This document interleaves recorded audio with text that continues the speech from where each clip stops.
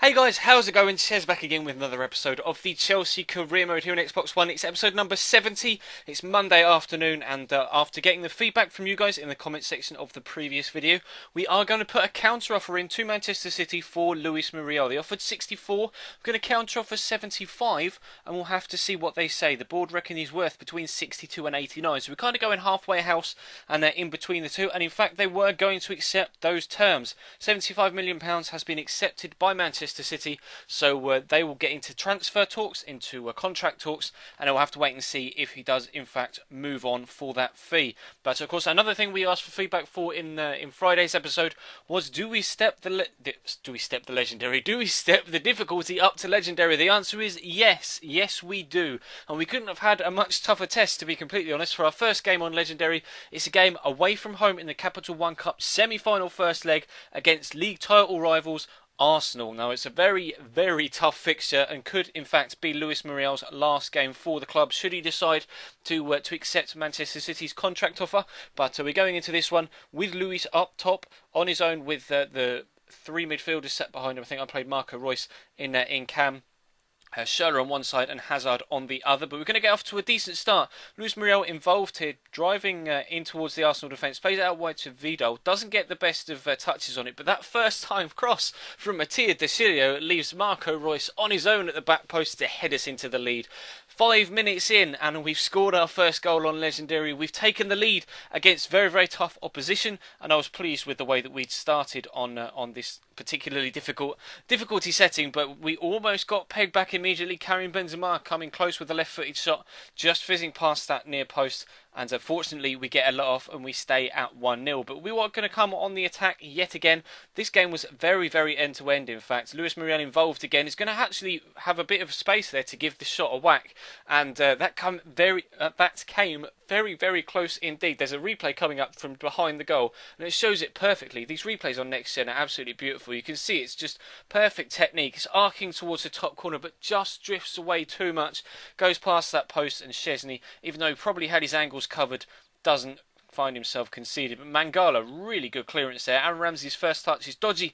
Let's in Luis Muriel, who plays the 1-2 with Marco Reus, finds him driving forward. Had to take this shot on because I wasn't sure I could actually beat Thomas Vermaelen for pace there. Drives towards the edge of the box. Great shot from Marco Reus, looking for his second goal of the game, but Szczesny denies him.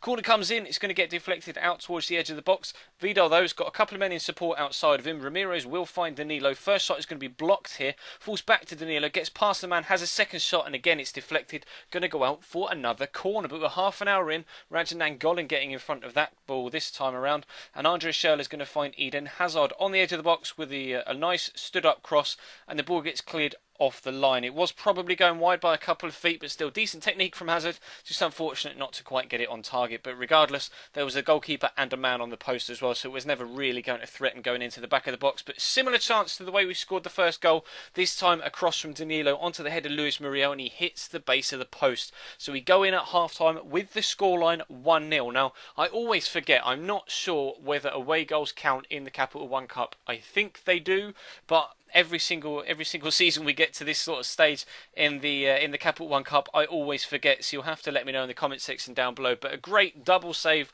one from Courtois and a second diving challenge from Raphael Varane, keep Arsenal out. Fantastic defending there, covering for his goalkeeper that was down on the ground, and fortunately for us, the cross comes in, but the header is tamed straight at Thibault, and he's able to just gather it in, and we stay in the lead. But Lucas Podolski's on the overlap again, and it's a second fantastic diving block from a defender. This time it's Danilo getting on the end of it to deny the German a decent shot on goal. He's going to take the corner himself, whip it in, and again it's going to be a tame header from the corner from Arsenal that leads to a easy save for Thibault Courtois. We made a couple of changes. Willian and Remy coming on for Reus and Hazard. I dropped Muriel from striker into the cam role where Reus was playing to put Remy up top, and he was going to be involved immediately. As you can see, top left, it's still showing the little graphic there, so he's only just come on. He profits from the mistake there from Laurent Koscielny and rifles the ball into the back of the net. That is a fantastic drilled finish across the goalkeeper into the corner to give us a 2-0 lead. So after that, I made another change, this time to strengthen defensively to make sure that we don't give up any sort of advantage whatsoever. They bring on Özil for Santi Cazorla, still making those offensive changes to try and get themselves back in the game. And again, this is coming just after that substitution you saw in the top left. The graphic was up again, dictating that there had been a change. Remy's involved again, breaks past the challenge, stands the ball up, and there's Arturo Vidal to head the ball into the back of the net. So regardless of whether away goals count or not, we are in a commanding position for the next leg, which will be coming up in tomorrow's episode. But we take the 3-0 win from that game away at Arsenal, our first game on Legendary, and I have to say I'm very, very pleased with the way that game went. A few of you were a little bit apprehensive in the comment section of the previous video, thinking that Legendary might make things a little bit boring, but if that game's anything to go by, Legendary is going to be fantastic. We reject the offer for Alex Pato. They're coming in from Borussia Dortmund before we actually head back to gaming action, and it's actually Arsenal again, this time in the Premier League. And in fact, considering the league status between ourselves and Arsenal, this game is almost more important than that Capital One Cup game against themselves in the semi-final. We're as you can see on the screen in just a second, we do still sit top of the table, 7 points clear of Arsenal, but they can cut that gap to 4 if they beat us here today and inflict our first ever defeat this season onto the team. Both teams were playing rotation sides because this was only a matter of days after the initial Capital One Cup game. We were going to try and get ourselves off to a decent start again. Alex Pato turns the ball around the corner to Willian, and it's a great finish across the goalkeeper into the bottom corner. I thought I'd done too much with it. When I played the ball into Pato and he had a man on his shoulder, I just panicked and pressed through ball and saw Willian running and just hoped that it would find him, and it was a perfectly weighted pass from the Brazilian Alex Pato, proving that if Muriel moves on, he can fill the void whilst we wait to bring in someone else. And Willian on the overlap, fantastic finish to give us an early 1-0 lead for the second game in a row against Arsenal.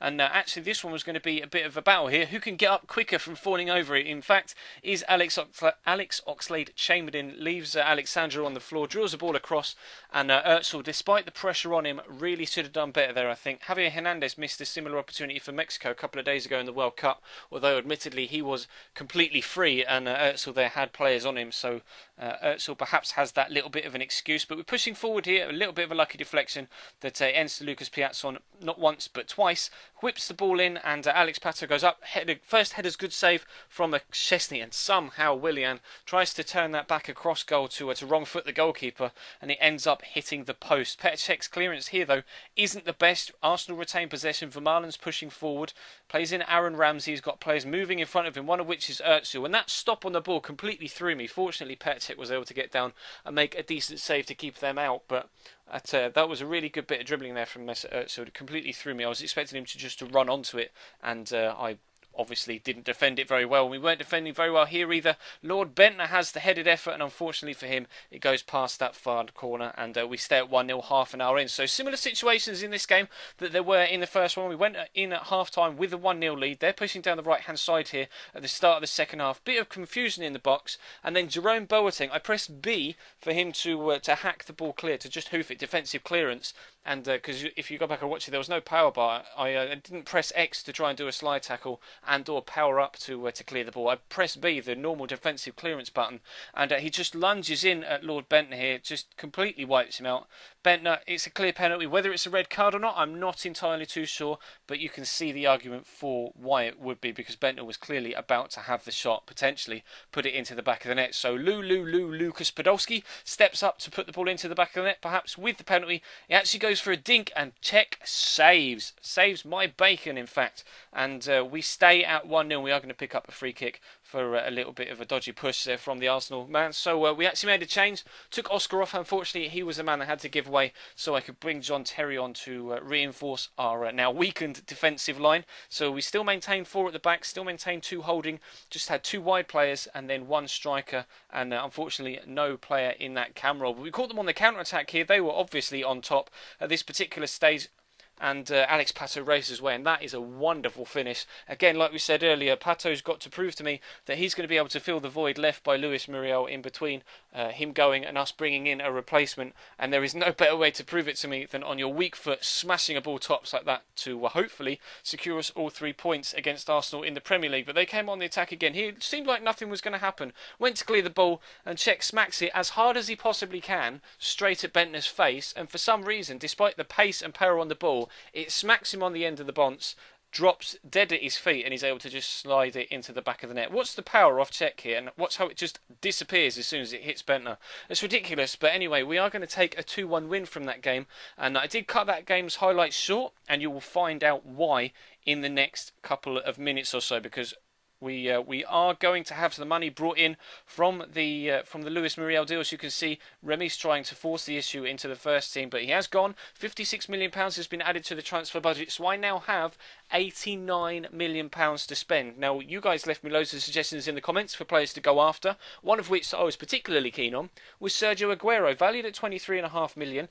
Their board, or on my board, reckon he's going to be between £31 and £38 million to buy. So again, I went halfway house, eventually decided to plonk in a bid of £35 million, and we'll have to wait and see if that happens. Of course, you can see we can afford his wages regardless of any price we may have to pay for him. Another player we're going to have a look at is Stefan Jovetic, although again, same as Aguero, at Bayern Munich now, but you can see they recently arrived from Manchester City for £39.5 million.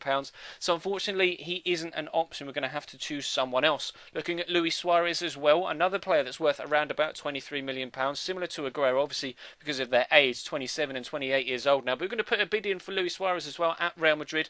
Again, his wages won't be a problem. And there's no way we're going to have to pay £89 million to tempt Luis Suarez away from Real Madrid.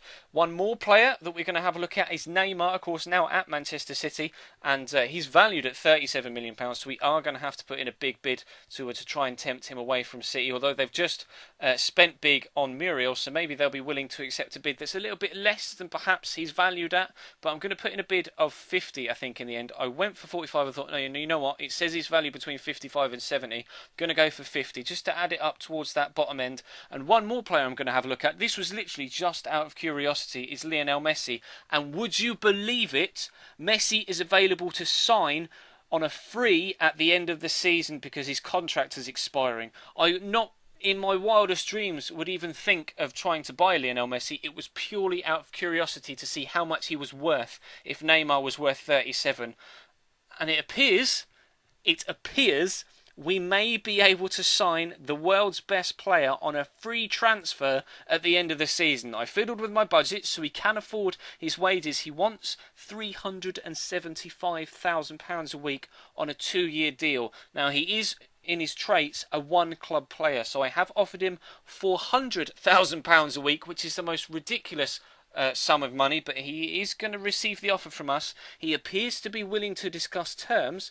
£400,000 a week on a 2-year deal, going to give him the crucial first team player squad role, because obviously he's going to be a crucial first team player. It's Lionel Messi, and we'll have to wait and see what happens with that deal. That's going to bring this episode to a close, guys. Thank you very much for watching. Please do feel free to leave the video a like if you could be so kind. Let me know in the comment section down below which of those 4 players should I try and sign if we have the option of perhaps more than one of them. As you can see, we're still top of the table now by 9 points because we beat Arsenal, and Manchester United have moved up into that second position. So that's going to bring this one to a close, guys. There will be a World Cup Road to Glory episode later on tonight. There was my player uploaded over the weekend, both Saturday and Sunday, so check the channel page for that if you missed it. Of course, feel free to subscribe to the channel if you haven't already. There'll be a link in the top right and in the description, and an annotation on screen for you to do so. There's also links in the description to my Twitter and to my Instagram as well if you want to follow me over there. But as for now, that's going to wrap it up for this afternoon. World Cup RTG tonight, more of this and my player tomorrow, and I will see you next time.